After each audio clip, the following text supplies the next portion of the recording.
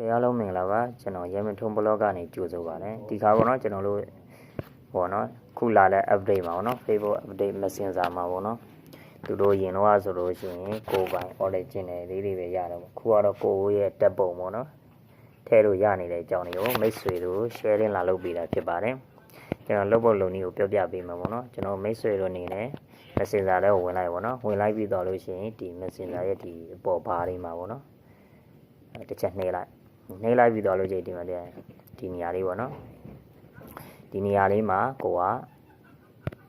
ဒီလိုပေါ့အရင်တော့ဆိုသူ့ရဲ့ original ဒီလာလေးပဲပါတယ်ပေါ့နော်ခုလာတဲ့ update မှာကျွန်တော်တို့ AI ရလည်းပါလာပြီပြီးလို့ရှိရင်ကျွန်တော်တို့ရဲ့ကိုယ်ပိုင်ပုံလေးကို software မလိုပဲねပေါ့နော်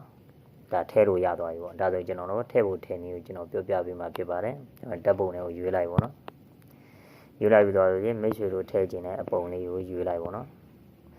ကျွန်တော်ကတော့ဒီမှာပေါ့ကျွန်တော်ဒီပုံလေးကိုထည့်လိုက်မယ်ဒီပုံလေးပေါ့နော်ကျွန်တော်ချက်စီဖန်ဆိုတော့ဒါကျွန်တော်ဒီပုံလေးထည့်လိုက်မယ်ထည့်လိုက်ပြီးတော့တို့ကျွန်တော်စိတ်ကိုနှိပ်လိုက်ပေါ့ခဏလေးစောင့်ပေးပါโอเคဒါဆိုလို့ရှိရင်ပေါ့နော်ကျွန်တော်တို့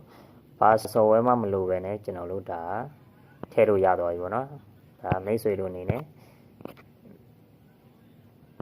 လောက်တက်သွားပြီလို့ထင်ပါတယ်ကျွန်တော်ရဲ့ဗီဒီယိုဖိုင်လေးတွေကိုစုံအောင်ကြည့်ပေးတယ်တူချင်းနေတဲ့ကိုကျွန်တော်အားလုံးကိုကျေးဇူးတင်ပါတယ်ခင်ဗျာဘိုင်ဘိုင်ကောင်းသောညချမ်းလေးပါ